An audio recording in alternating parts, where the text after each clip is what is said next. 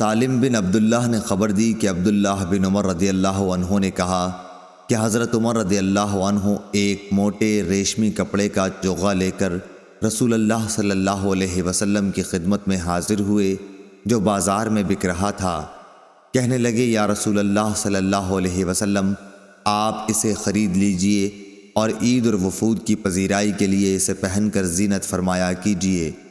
اس پر رسول اللہ صلی اللہ علیہ وسلم نے فرمایا کہ یہ وہ پہنے گا جس کا آخرت میں کوئی حصہ نہیں۔ اس کے بعد جب تک خدا نے چاہا عمر رہی، پھر ایک دن رسول اللہ صلی اللہ علیہ وسلم نے خود ان کے پاس ایک ریشمی چوغا تحفے میں بھیجا۔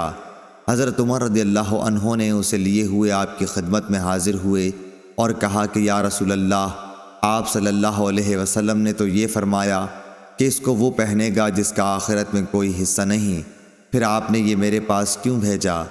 رسول اللہ صلی اللہ علیہ وسلم نے فرمایا کہ میں نے اسے تیرے پہننے کو نہیں بھیجا، بلکہ اس لیے کہ تم اسے بیچ کر اس کی قیمت اپنے کام میں لاؤ۔ صحیح بخاری حدیث نمبر 948۔